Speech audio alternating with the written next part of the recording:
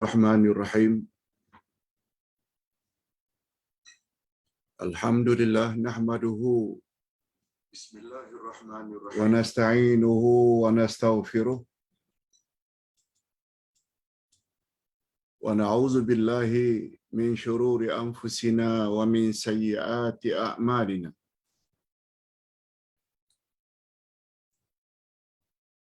May yahdihillahu fala mudilla lahu wa may yudlil fala hadiya lahu. Asyhadu an la ilaha illallah wahdahu la syarika lah wa asyhadu anna Muhammadan abduhu wa rasuluh la nabiyya ba'dah. Allahumma salli wa sallim ala nabiyyina Muhammad wa ala alihi wa sahbihi ajma'in, amma ba'd. Hadirin dan hadirat serta para pemirsa yang saya hormati, Assalamualaikum warahmatullahi wabarakatuh. Alhamdulillah, kita bersyukur kehadirat Allah Azza wa Jalla. Berkat taufiknya, kita dapat menekuni majlis ilmu pada pagi ini di bawah tajuk beberapa sifat munafik dan mukhlis. Beberapa sifat munafik dan mukhlis.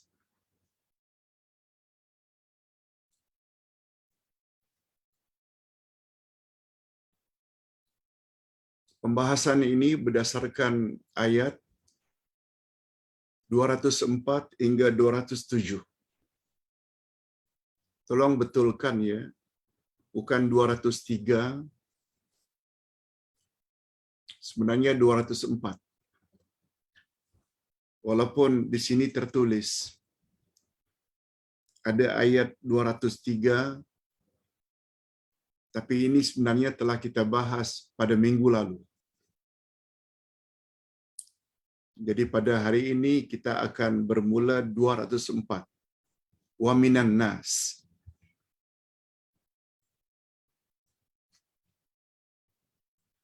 Hadirin dan hadirat rahimakumullah. Kita baca dulu ayat 204.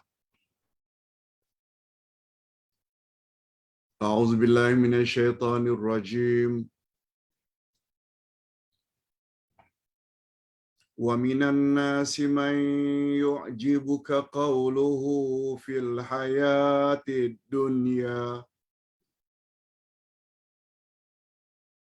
wa yushhidullaha ala ma fi qalbihi wa huwa aladul khisam.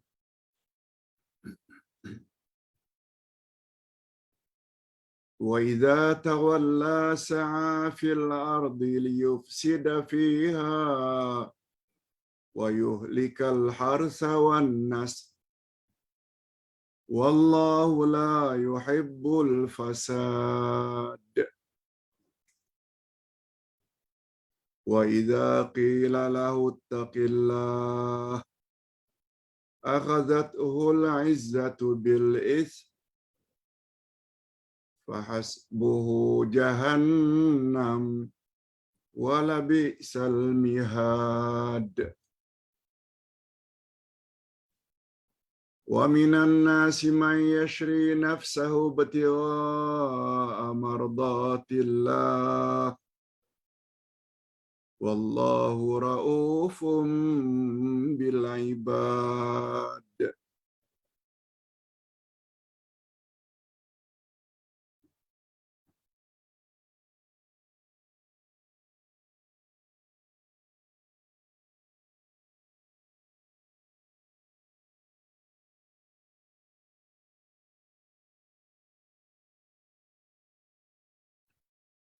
Demikianlah ayat 204 hingga 207 yang akan kita tafsirkan insya-Allah pada pagi ini, yang mengandungi perbezaan sifat antara orang munafik dengan orang yang mukhlis. Siapa munafik? Siapa mukhlis? Nanti kita akan bahas, insya-Allah.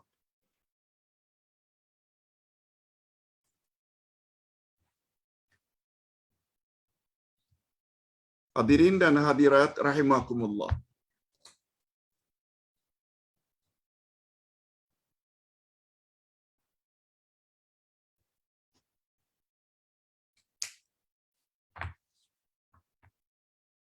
Karena terjemahannya nanti akan diulang balik, sekarang mari kita lihat tafsiran ayat.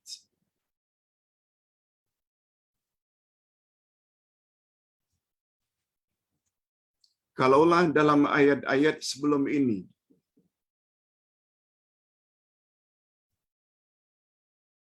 ayat 203 dan sebelumnya menunjukkan bahwa matlamat semua jenis ibadat, tujuan semua jenis ibadat agar terbentuk sifat takwa. Sungguh banyak ayat-ayat yang menyebut la'allakum tattaqun, mudah-mudahan kamu menjadi orang yang bertakwa. Terutama apabila kita berpuasa. Begitu juga peranan salat. Begitu juga peranan zakat. Begitu juga peranan haji dan umrah. Semuanya menghala ke arah pembentukan insan yang bertakwa. Itu telah dibahas pada ayat-ayat sebelum ini. Dan takwa pula tempatnya adalah di dalam hati. Bukan pada lisan. Semua orang boleh cakap. Semua orang boleh janji. Semua orang boleh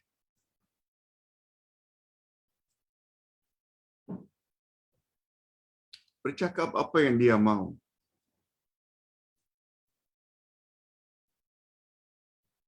Tapi apa yang dia cakapkan itu dia buat atau tidak,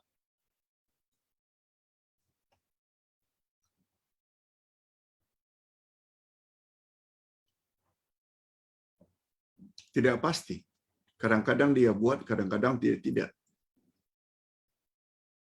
Berapa banyak orang yang cakap tak serupa bikin, yang telah diancam oleh Allah Subhanahu Wa Taala dengan laknat, kutukan, kemurkaan, kebinasaan.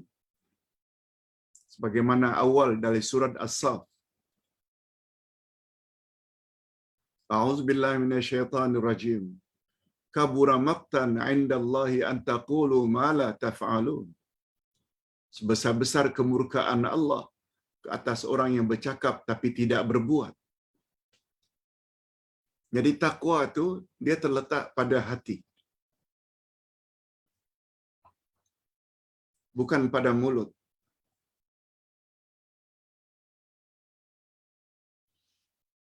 Itu sebabnya Nabi Muhammad sallallahu alaihi wasallam pernah bersabda, "At-taqwa hahuna. At-taqwa hahuna. At-taqwa hahuna." Takwa itu di sini, sambil Nabi menunjukkan dadanya. Diulang 3 kali lagi. Takwa itu di sini. Takwa itu di sini. Takwa itu di sini, menunjukkan takwa itu tempatnya di hati. Hanya saja, karena hatinya sudah takwa, akhirnya muncullah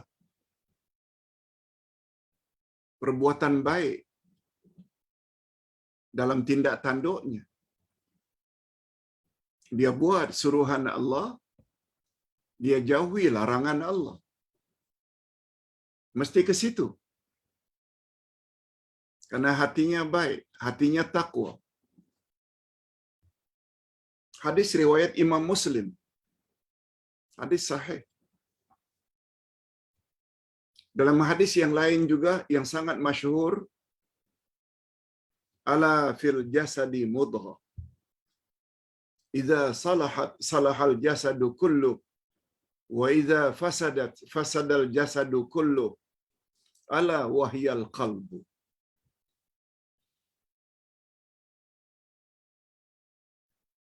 Di dalam tubuh manusia ada seketul daging. Bila seketul daging itu elok, maka eloklah seluruh tubuh. Bila seketul daging itu tak elok, maka rosaklah seluruh tubuh. Ketahuilah olehmu, seketul daging itulah yang dipanggil dengan hati. Hati.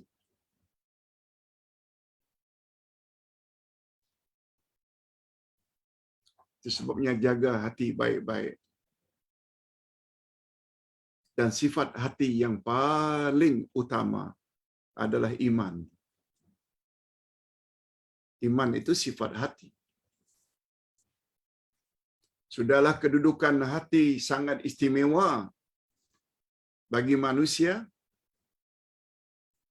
Lalu hati yang begitu istimewa kedudukannya bagi manusia disifati pula dengan iman, disifati pula dengan takwa. Pasti dia akan jadi manusia yang elok, manusia yang baik. Setiap manusia boleh memiliki sifat takwa tanpa mengira suku dan bangsa. Itu sebabnya Nabi Muhammad sallallahu alaihi wasallam pernah bersabda, la fadla li arabiyyin 'alal a'jami illa bittaqwa. Apa maknanya? Bukanlah orang Arab itu lebih mulia daripada orang yang bukan Arab. La fadla li arabiyyin 'alal a'jami. Bukanlah orang Arab itu lebih mulia daripada orang yang bukan Arab illa bittaqwa, kecuali dengan takwa. Bandingkan sajalah angkelnya Rasul Abu Lahab ke Abu Talib ke dengan Bilal bin Rabah, orang Afrika. Sudahlah tidak ada rupa, tidak ada harta, tidak ada status, sebab background atau latar belakangnya Bilal itu hamba abdi. Berbanding dengan Abu Lahab, Abu Talib, orang yang handsome, orang yang ada kedudukan, malah lebih daripada itu angkelnya insan yang paling mulia, angkel Nabi Muhammad sallallahu alaihi wasallam. Di mata Tuhan, siapa yang lebih mulia? Bukan Abu Talib, bukan Abu Lahab. Walaupun punya kedudukan, walaupun handsome, walaupun kaya raya, walau angkelnya Rasul berbanding dengan Ajam, bukan Arab, Afrika.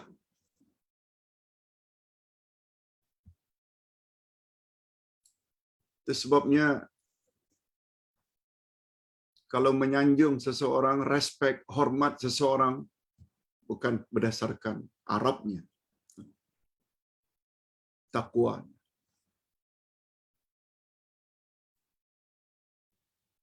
Hadirin dan hadirat serta para pemirsa yang saya hormati, kita teruskan. Nah, sebagai bukti apa yang terdapat di dalam hati pula, dan sebagai bukti apa yang terdapat di dalam hati pula, hendaklah dinyatakan dalam bentuk amal perbuatan, bukan hanya ucapan. Semua orang boleh bercakap.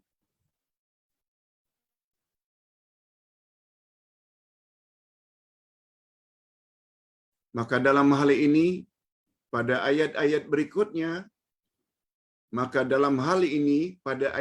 berikutnya, ayat yang Ustaz baca tadi, Allah membagikan manusia kepada dua golongan.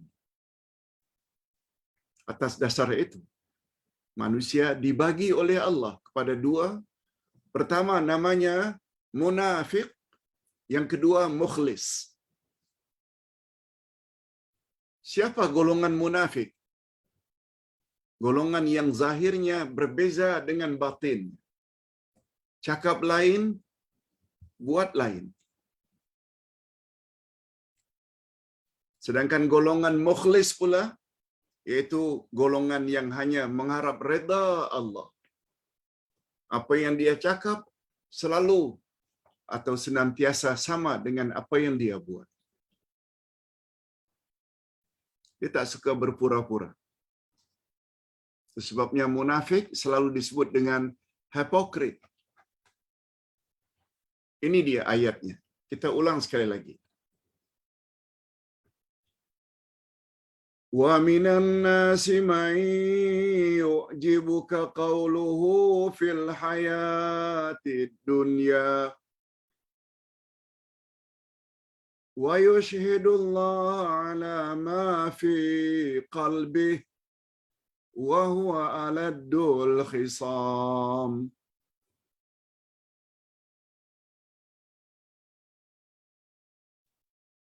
Dan antara manusia ada orang yang ucapannya tentang kehidupan dunia menarik hatimu. Oh, pandai bercakap. Lemah lembut. Dan dipersaksikannya kepada Allah atas kebenaran isi hatinya. Sanggup bersumpah atas nama Allah bahwa dia ikhlas. Padahal dia adalah penentang yang paling keras. Padahal dia adalah penentang agama yang paling keras. Bapak-bapak dan ibu-ibu serta para pemirsa, itu baru terjemah harfiah. Kita belum dapat lagi mengambil kesimpulan hukum melalui literal translation. Kita perlu kepada tafsir. Nah, ini dia tafsirannya. Dengar baik-baik. Menurut As-Sudah, ayat ini diturunkan tentang Al-Akhnas bin Shuraik Ats-Tsaqafi yang datang kepada Rasul sallallahu alaihi wasallam untuk menzahirkan keislamannya. Dia datang pada Nabi. Maknanya dia hidup sezaman dengan Nabi. Dia datang untuk memeluk Islam. Sedangkan batinnya, sedangkan hatinya berbeza daripada zahirnya. Ini dia ciri-ciri orang munafik.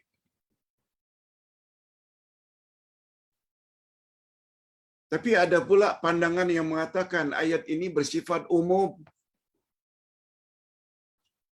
Tak kira Muslim mana pun. Apabila dia bercakap beza dengan apa yang dia buat, apa yang dia cakap berbeza dengan apa yang ada dalam hatinya, dia tertakluk dengan hukum yang tersurat atau tersirat di dalam ayat ini.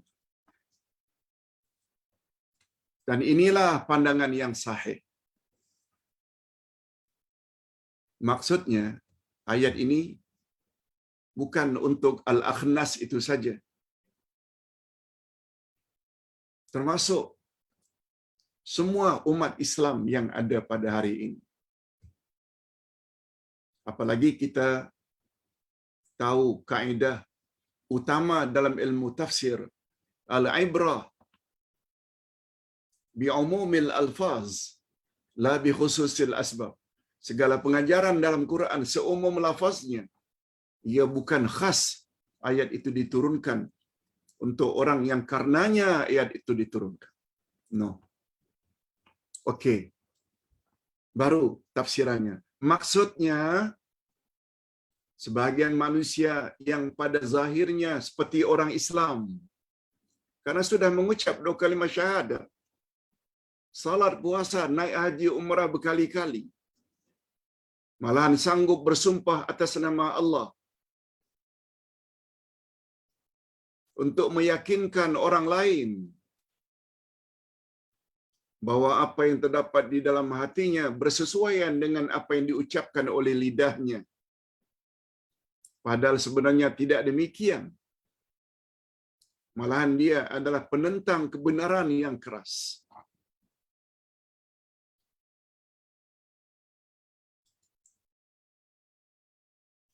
Ini sebagaimana sabda Nabi sallallahu alaihi wasallam, "Inna abghadar rijali ila Allahi al-aladdul khisam." Sesungguhnya orang yang paling dimurkai oleh Allah adalah penentang yang paling keras. Hadis sahih riwayat Imam Bukhari daripada Aisyah. Lihat footnote. Hadis sahih. Sesungguhnya orang yang paling dimurkai oleh Allah adalah penentang yang paling keras, yaitu orang munafik tadi. Kesimpulan yang dapat diambil dari ayat di atas ialah bahwa orang munafik menipu manusia dengan 3 cara. Orang munafik menipu orang ramai, menipu rakyat dengan 3 cara.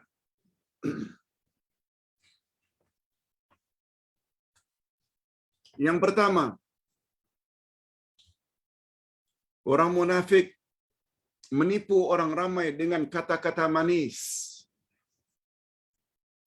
sehingga dapat menawan hati sesiapa saja yang mendengarnya. Coba tengok setiap pilihan raya. Apa yang dijanji oleh orang-orang politik? Ditabur. Tujuannya tidak lain supaya sokong dia.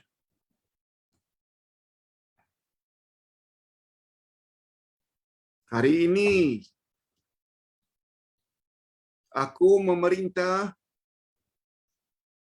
akan ini penuh dengan janji-janji muluk.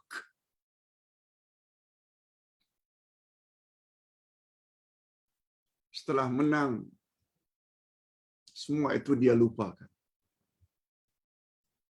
Hati-hati. Yang kedua, cara orang munafik menipu orang ramai, sanggup bersumpah atas nama Allah untuk meyakinkan akan kebenaran dirinya, akan meyakinkan perjuangannya. Dan yang ketiga,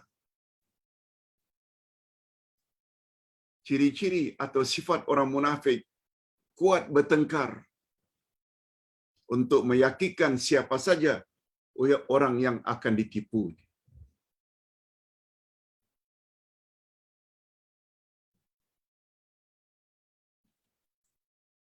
Di dalam masyarakat, sungguh banyak orang yang punya sifat seperti ini. Dan ekoran adanya sifat seperti ini khasnya dari orang-orang yang punya status dan kedudukan. Inilah yang membuat Islam itu jadi lemah.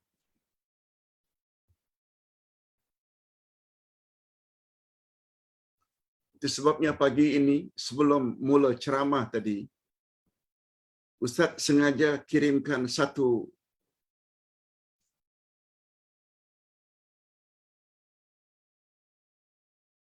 tulisan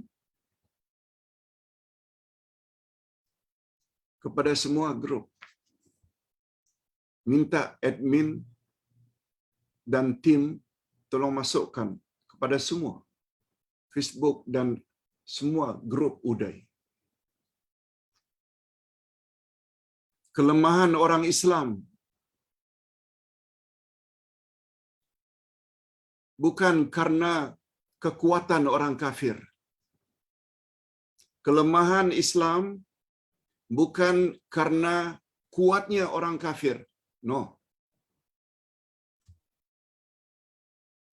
tetapi kelemahan Islam karena wujudnya orang-orang munafik di kalangan mereka. Ada benarnya. Kelemahan Islam bukan karena orang kafir itu kuat, no. Kelemahan Islam sangat terletak banyaknya muncul orang-orang munafik di dalam diri orang Islam itu sendiri. Hipokrit, cakap tak serupa bikin, bercakap manis, lancar, tapi yang dia buat lain. Di antara ciri-ciri mereka Allah sebut pada ayat berikut. Wa idza tawalla sa'a fil ardi liyufsida fiha wa yuhlikal harsa wan nasl. Wallahu la yuhibbul fasad.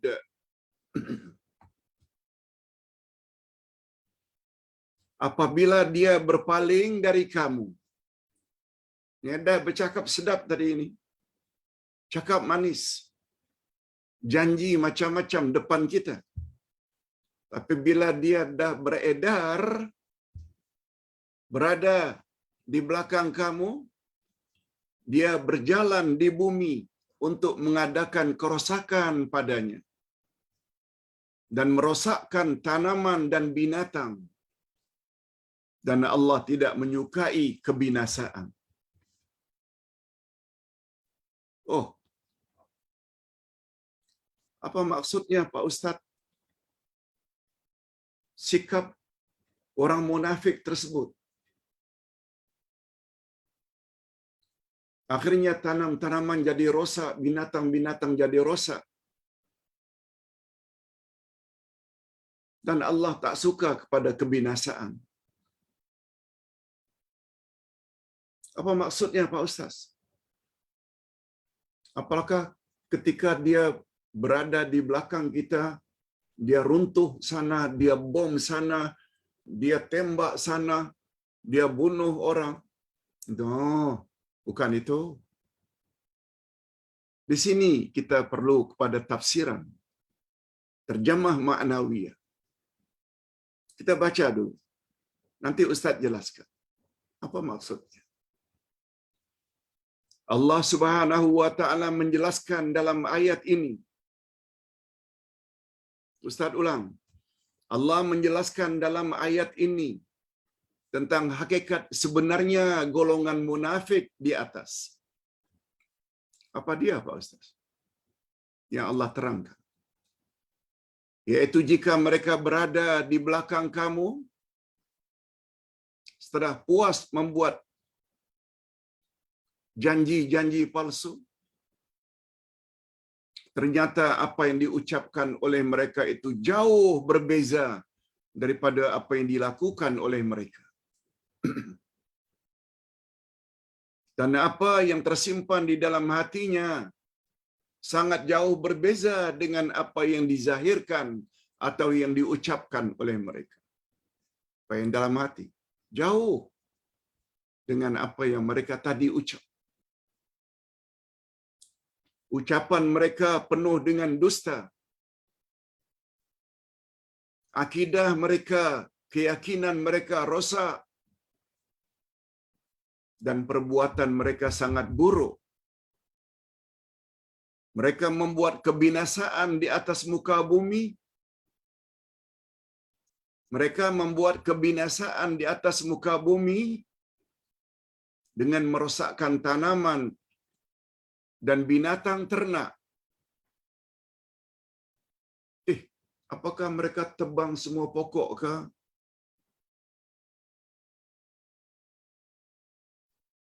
Apakah mereka bunuh binatang-binatang yang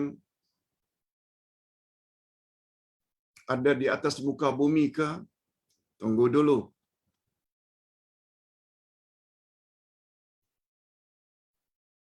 Walaupun dah terbayang sedikit sebanyak,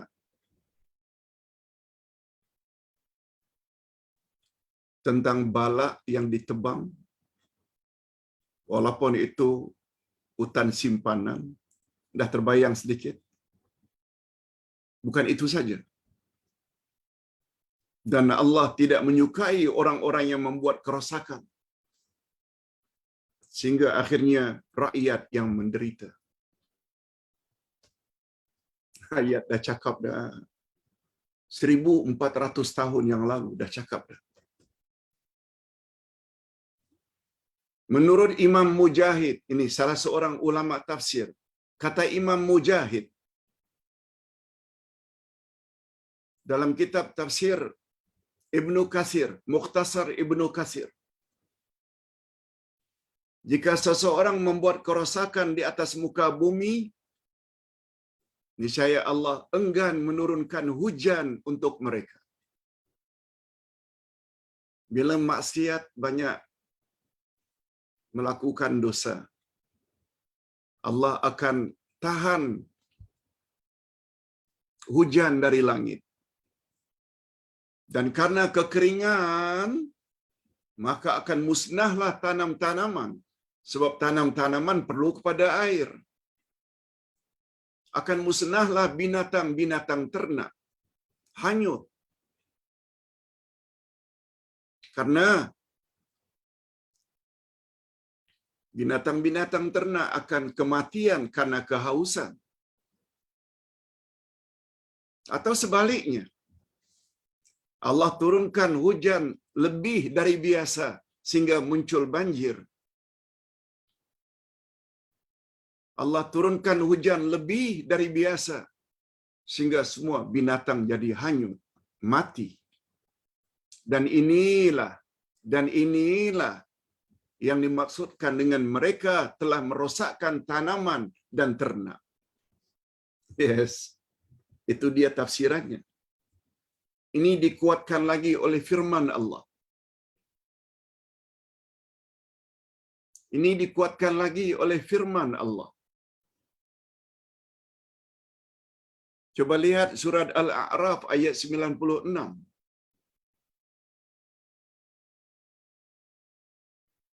Surat Al-A'raf ayat 96. Apa kata Allah? Ini semakin clear lagi. Ustaz tidak catat di sini. Tapi tolong bapa-bapa dan ibu-ibu serta para pemirsa catat di samping. Imam Mujahid berkata, Al-A'raf 96. Apa dia ayat 96 surat Al-A'raf, Pak Ustaz? Dengan ayat ini menjadi lebih clear. Sebab ingat, tafsir Quran yang paling tinggi kualitinya bila ayat Quran ditafsirkan oleh ayat Quran. Ini di antara jenisnya. Allah berfirman, "Walau anna ahlal qura amanu wattaqau la fatahna 'alaihim barakatim minas samai wal ardh walakin kazzabu fa'akhadnahum bima kanu yaksibun." Memahami ayat ini sangat mustahak. Seandainya penduduk satu-satu negeri itu beriman dan bertakwa. Jika penduduk satu negeri itu beriman dan bertakwa, amanu wattaqau.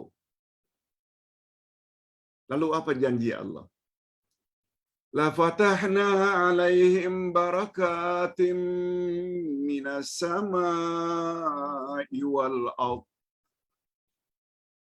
Pasti kami akan melimpahkan kepada mereka berkah dari langit dan bumi.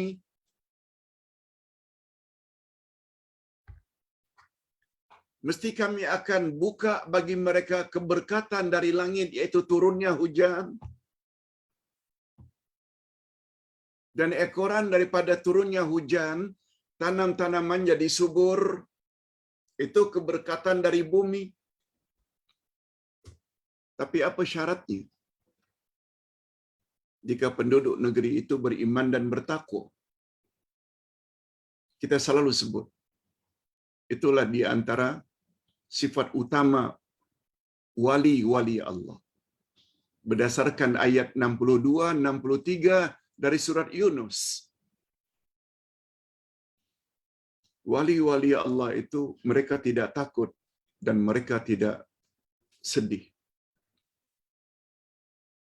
Sebab mereka adalah orang yang beriman lagi bertakwa. Jadi sekiranya penduduk satu-satu negeri, satu-satu negara beriman dan bertakwa. Apa janji Allah? Allah turunkan hujan dari langit. Ekoran dari turunnya hujan, bumi menjadi subur dan tumbuh tanam-tanaman dengan baik. Tapi apa kata Allah? Walakin kazzabu. Tetapi mereka mendustakan. Ayat-ayat kami itu. Mereka tak percaya apa yang kami dah sebut. Bila awak beriman dan bertakwa, aku akan beri kamu rezeki. Aku akan beri kamu kemudahan, kemewahan, kesenangan, keselesaan. Tapi mereka tak percaya dengan ayat itu. Lalu apa kata Allah? Fa'aghaznahum bima kanu yaksibun. Maka kami siksa mereka disebabkan perbuatan mereka itu. Itu dari satu sudut. Kalau ingin mendapat penerangan, pencerahan yang lebih, dengar baik-baik. Walaupun Ustaz dah sebut selalu perkara ini. Tapi karena jemaah yang terdiri daripada golongan lansia, lanjut usia, selalu komen, kami suka Pak Ustaz diulang-ulang. Kami tak marah Pak Ustaz jika dileteh, asalkan membawa kebaikan. Dengar baik-baik leteran ini. Leteran ini cukup ilmiah. Kesimpulan hukum yang dapat diambil dari Quran atau hadis ada dua cara. Ada namanya mantuk, yaitu tersurat, apa yang tertera dalam ayat. Dan yang kedua, mafhum, apa yang tersirat. Dia tidak tersurat, tapi tersirat. Yang namanya mafhum. Okey, contoh mudah. Yang tersurat, Allah sebut dalam ayat, bila kamu, hei penduduk negeri, ada dua sifat, iman dan takwa. Kamu akan dapat kemewahan hidup, sebab kami akan turunkan hujan dari langit. Ekoran dari turunnya hujan, kamu akan hidup makmur. Karena tanahmu subur. Banyak buah-buahan, banyak hasilnya. Itu tersurat. Tapi mafhum mukhalafah, pemahamannya tersirat secara terbalik. Secara terbalik, wahai penduduk negeri, wahai penduduk negara, bila kamu tidak beriman, akidahmu rosak, dan kamu pula tidak bertakwa. Semua kita tahu makna takwa, buat suruhan Allah, jauhi larangan Allah. Ini sifat orang munafik. Tersirat di dalamnya, jika penduduk negeri itu banyak orang munafik, imannya rosak, hanya janji saja tapi tidak dia buat, tidak ditepati. Suruhan Allah tidak dibuat, larangan Allah tidak dijauhi. Antara lain rasuah. Allah Subhanahu wa taala melalui lisan rasulnya mengutuk, melaknat. Laknatullahi 'ala rashi wal murtashi. Allah mengutuk, melaknat orang yang makan rasuah dan orang yang memberi rasuah. Apa makna laknat? Dalam bahasa Arab, dijauhkan dari rahmat Allah, dijauhkan daripada kasih sayang Allah.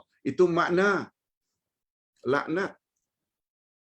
Orang yang ambil rasuah dan orang yang memberi rasuah dijauhkan oleh Allah dari kasih sayangnya.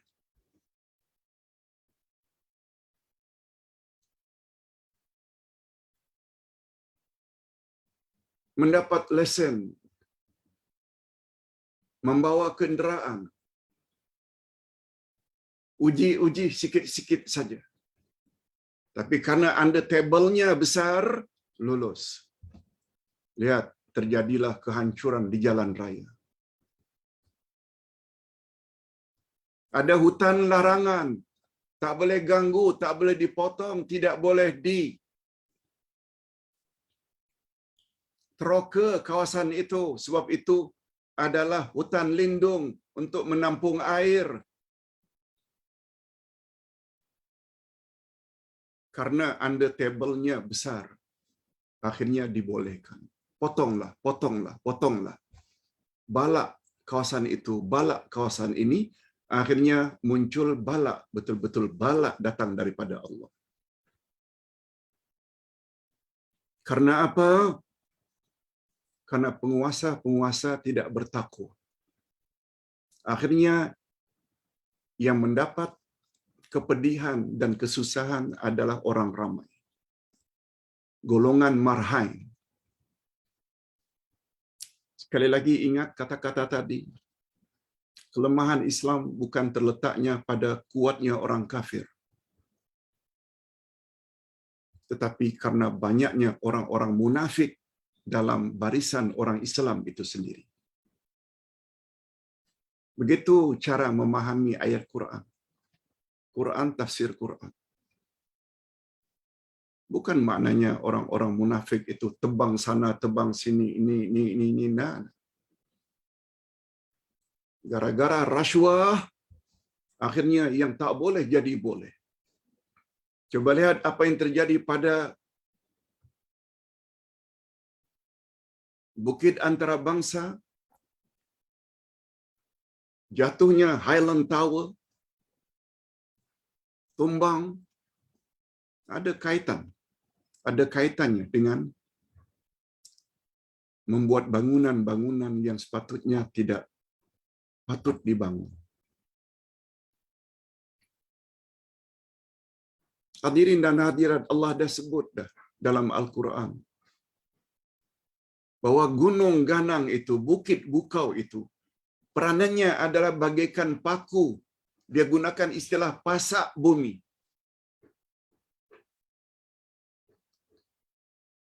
Pasak bumi untuk menguatkan bumi. Oleh sebab itu, pasak itu yang dicabut. Paku itu yang dicabut. Akhirnya terlerailah segala-galanya. Kita tidak bercakap politik. Jangan salah faham. Kita bercakap Quran. Gara-gara tidak ikut Quran punya panduan, binasa. Itu pentingnya kita belajar Al-Quran, belajar tafsir. Bukan sekedar baca. Demikianlah sikap orang-orang munafik di muka bumi ini. Yang sanggup membuat apa saja untuk memuaskan nafsu, syahwat mereka. Mereka bukan orang yang bijaksana, tapi lebih kepada bijak sini. Lebih memuaskan pribadi, kepentingan pribadi. bukan kepentingan rakyat. Di mana-mana perkara ini terjadi. Walaupun akibat dan kesan sikap tersebut boleh membinasakan dan merosakkan dunia keseluruhannya, mereka tak kisah. Jadi orang yang ada iman. Sebagaimana wawancara yang ditujukan kepada Ayub Khan, Ketua Polis Johor kalau tak salah, dalam satu wawancara, beliau bercakap,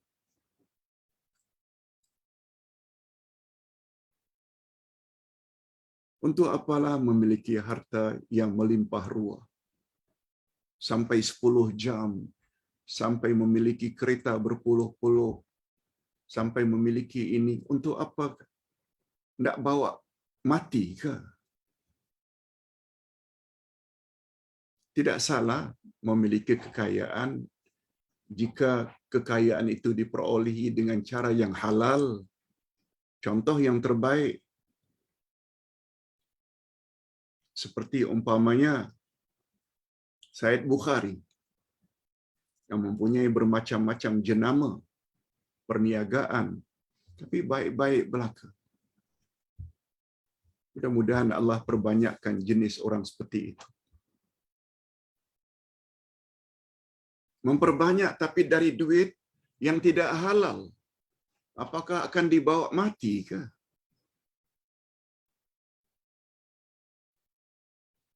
Itu sebabnya Allah Subhanahu Wa Taala dengan tegas menyebut,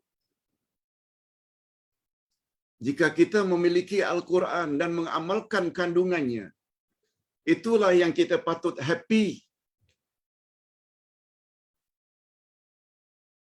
Dan itu lebih baik dari apa yang kamu himpunkan. Lihat ayat 58 dari surat Yunus. Apa kata Allah pada Nabi? Qul bi fadlillahi wa bi rahmatih fa bidzalika falyafrahu huwa khairum mimma yajma'un. Katakan, hai Muhammad, kepada umatmu, dengan memiliki Al-Quran dan kamu mengamalkan isi kandungannya dalam hidupmu, hendaklah mereka atau kamu sekalian bergembira. Huwa khairum mimma yajma'un. Memiliki atau beragama Islam, memiliki Al-Quran, serta mengamalkan isi kandungannya, itu adalah lebih baik dari apa yang kamu kumpulkan dan himpunkan selama ini. Bila ditanya, mengapa begitu Pak Ustaz? Biasanya yang kita himpunkan ni harta, kereta, rumah, jam-jam mahal, kebun, penyokong. Kita himpunkan sebanyak-banyaknya untuk menyokong kita, membahagiakan kita. Mengapa dikatakan Quran dan mengamalkan kandungannya better daripada itu semua? Sebab yang kita bawa setelah mati hanya Quran. Ajaran Quran. Ustaz pernah cerita, setelah seseorang itu lulus pertanyaannya, siapa Tuhanmu? Siapa nabimu? Apakah pedomanmu? Semuanya dia jawab dengan betul karena dia orang beriman. Mukarwan akhir sampai tanya, ma'allamaka? Dari mana jawaban itu semua kamu perolehi? Coba dengar jawaban orang beriman. Hadis sahih Imam At-Tirmizi. Apa jawabannya? Mudah-mudahan ini jawaban kita semua. Qara'tul Quran wa amantu bihi wa saddaqtu. Aku boleh jawab itu semua. Karena aku dulu di dunia baca Quran, Aku beriman dengan isi kandungan Quran dan aku benarkan dengan tindak tandukku dalam kehidupan sehari-hari. Allahu Akbar.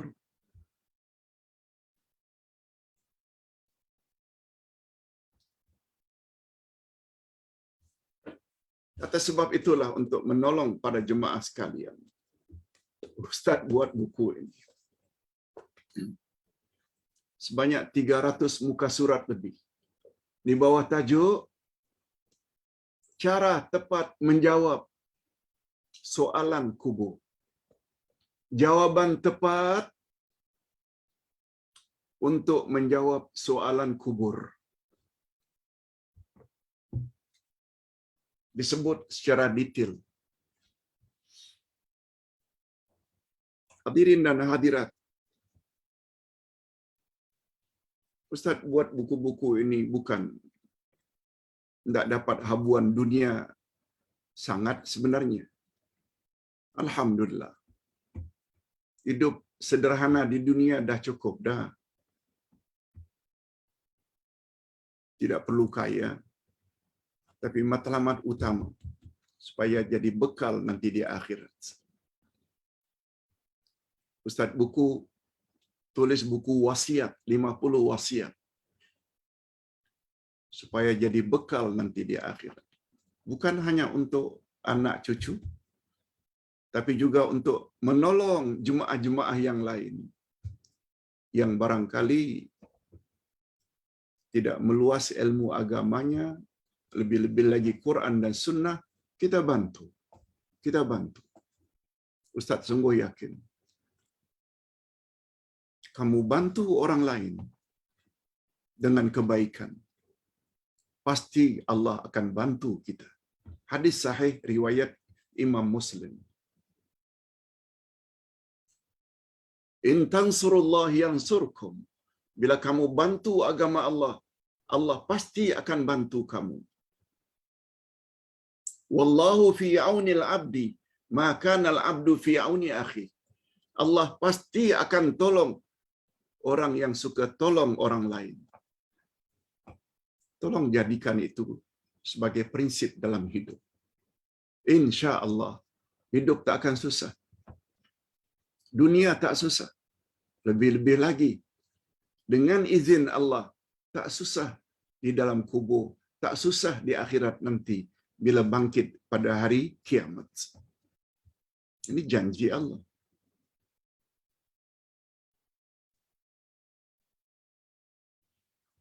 Dan makna Allah tidak suka kerosakan, Allah tidak menyukai kerosakan, wallahu la yuhibbu al-fasad.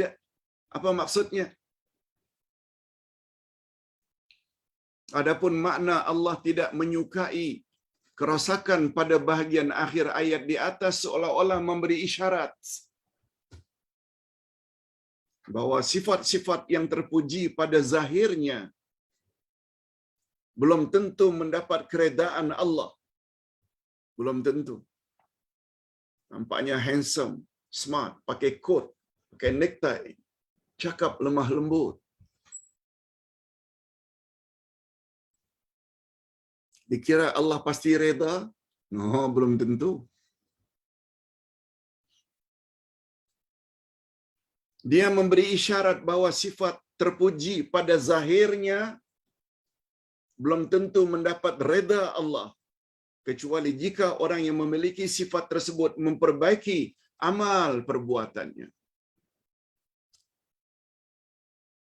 Sebab Allah Azza wa Jalla tidak melihat pada gambaran luaran dan ucapan seseorang sahaja, tak? Tetapi yang dilihat oleh Allah adalah amal perbuatan seseorang. Nah, Allah sebutkan lagi sifat orang munafik. Kalau ditegur, lengkap Quran menyebut ciri-ciri orang munafik. Wa idza qila lahu ittaqillah akhadhathu al-izzatu bil is fahasbuhu jahannam wala bi'sal mihad. Apabila dikatakan kepadanya, bertakwalah kepada Allah, ittaqillah, maka bangkitlah kesombongannya yang menyebabkannya berbuat dosa. Dia bukan terima nasihat, bukan terima kritikan membina, tapi membuat dia menjadi sombong. Maka cukuplah balasannya neraka Jahannam. Dan sesungguhnya neraka Jahannam itu tempat tinggal yang seburuk-buruknya. Na'udzubillahi min dzalik. Kita baca tafsirannya. Maksud ayat, jika orang yang membuat kerosakan di atas dinasihati agar memperbetul keadaannya atau menunaikan apa yang dikatakannya atau kembali kepada kebenaran ilahi, niscaya dia enggan menerima nasihat tersebut. Malahan dia menjadi sangat marah kepada orang yang berani menasihatinya. Bagi mereka, nasihat dan bimbingan tersebut adalah suatu penghinaan kepada kedudukan mereka. Kononnya teguran itu berarti menghina mereka. Allahu Akbar. Salah sangat.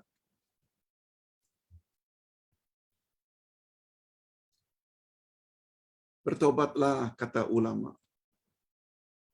Jangan ulang lagi. Berapa banyak harta yang awak telah ambil itu yang bukan hak awak, kembalikan kepada rakyat. Tidak, kamu telah menghina aku. Dia akan cakap macam itu.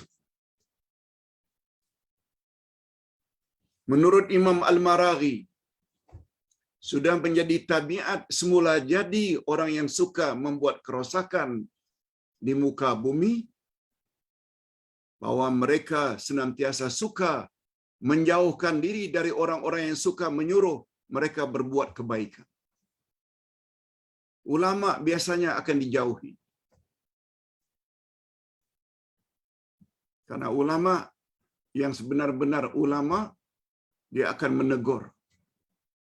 Terutama pemimpin bila buat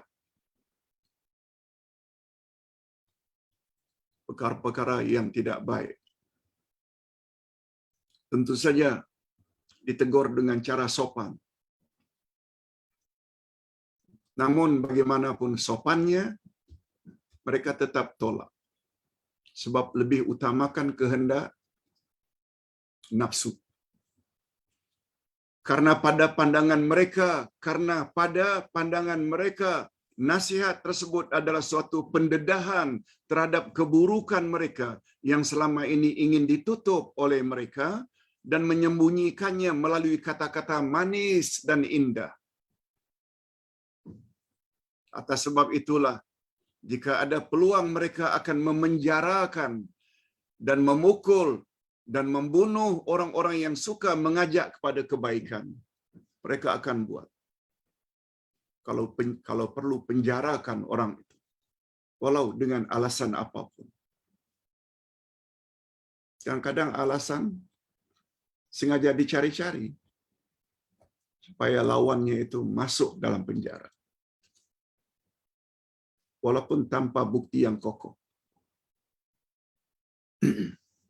Diriwayatkan bahwa Umar bin Khattab radhiyallahu anhu, khalifah yang sangat adil, ketika beliau ditegur oleh seorang sahabat, "Ya Amirul Mukminin, ittaqillah." Wahai Amirul Mukminin, bertakwalah kepada Allah. Ada satu-satu peristiwa yang Umar dilihat sebagai bias, tidak adil, karena memberi kepada seseorang lebih daripada dia beri pada orang lain, sehingga beliau ditegur, "Ittaqillah ya Amirul Mukminin." Lalu mendengar nasihat tersebut, Umar pun meletakkan pipinya ke atas tanah. Begitu tawaduk, rendah diri, merasa berterima kasih kepada orang yang menegurnya. Digambarkan dengan Umar sampai meletakkan pipinya di tanah. Meletakkan pipi ke tanah, muka ini tempat yang paling mulia, anggota paling mulia. Sampai diletakkan setaraf dengan kaki tanah. Itu menunjukkan tawaduk. Itu sebabnya kata Nabi dalam satu hadis, tempat yang sangat hampir antara kamu dengan aku, dengan Allah, adalah ketika kamu sujud.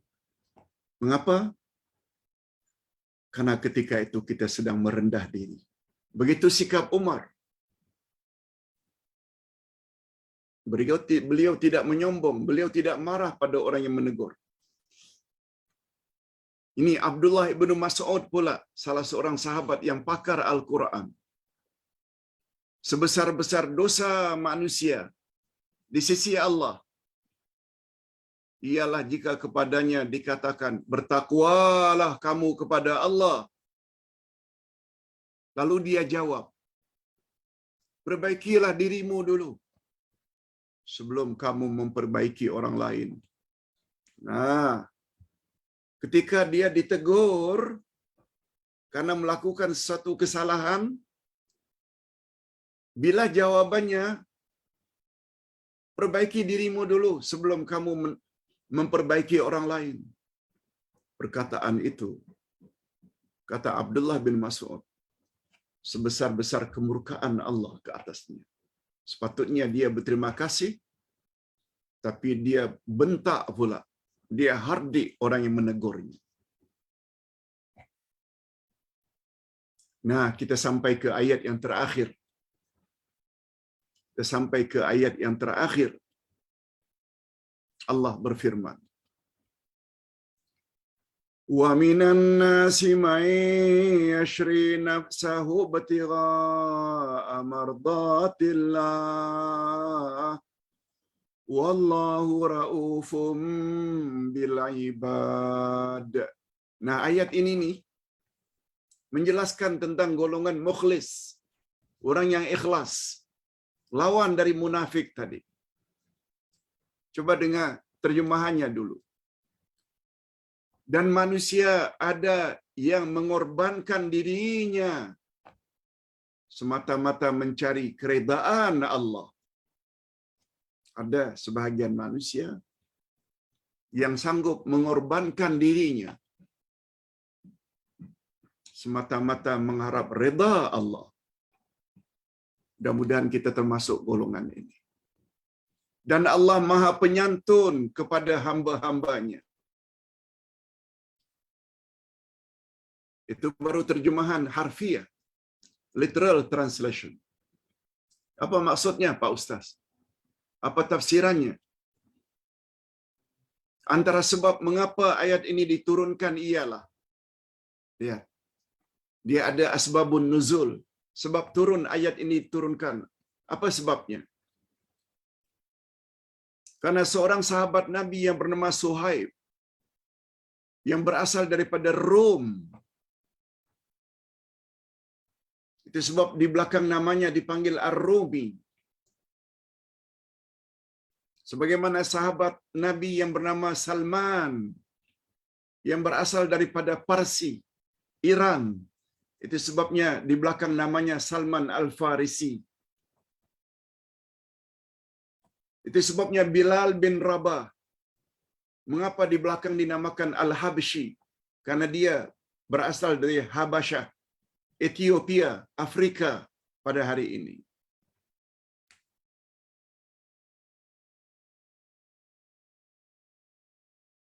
Kembali kepada kisah sahabat Nabi yang bernama, lengkapnya apa namanya? Suhaib bin Sinan Ar-Rumi. Suhaib, anak laki-laki yang bernama Sinan Ar-Rumi, berasal dari Rom. Mereka datang ke Mekah. Beliau datang ke Mekah, memeluk Islam, jadi sahabat Nabi yang setia. Akhirnya dia jadi orang yang kaya di Mekah. Ketika dia akan berhijrah ke Madinah, dia dihalang.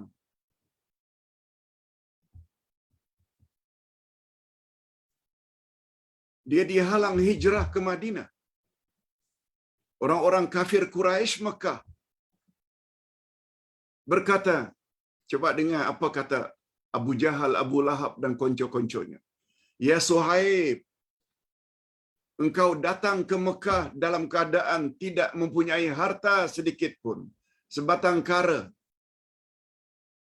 Dan sekarang engkau akan meninggalkan atau keluar dari Mekah, meninggalkan Mekah dengan membawa semua hartamu, nak bawa ke Madinah? No, no way. Demi Allah. Orang Quraisy dia kalau bersumpah demi Allah juga. Karena Allah, mereka dah tahu dah dari dulu lagi. Bila ditanya siapa pencipta langit dan bumi, mereka kata Allah. Cuma mereka berbuat syirik. Selain menyembah Allah juga menyembah berhala. Untuk menguatkan tekad mereka kepada Suhaib Ar-Rumi, mereka gunakan demi Allah. Kami sama sekali tidak membenarkan kamu berbuat demikian. Kamu tidak berhijrah ke Madinah sambil membawa kamu punya kekayaan, ternakan. No, kami tak akan izinkan. Coba dengar apa kata Suhaib. Menunjukkan keikhlasan beliau. Suhaib menjawab, apakah kamu akan membiarkan aku berhijrah ke Madinah? Sekiranya aku rela menyerahkan semua hartaku kepadamu?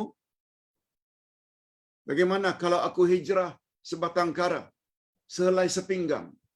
Aku tak bawa semua kekayaan. Kebun kurmaku apalagi, ternakanku, kuda, onta, kedaiku, barang daganganku, aku tak bawa. Aku sendiri saja. Macam mana? Orang-orang Quraisy menjawab, boleh. Kalau begitu, boleh. Lalu Suhaib menyerahkan semua hartanya dan seterusnya berangkat ke Madinah. Coba dengar apa komen Nabi. Begitu mendengar sikap Suhaib Ar-Rumi.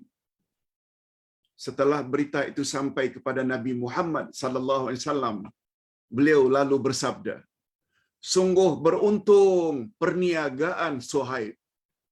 Sungguh beruntung perniagaan Suhaib. Maknanya sikap Suhaib itu sangat mulia di sisi Allah. Dia akan mendapat ganjaran balasan dari Allah lebih jauh lebih baik dan lebih banyak daripada harta yang dia tinggalkan ke Mekah, asalkan boleh berhijrah. Ini namanya hijrah karena Allah.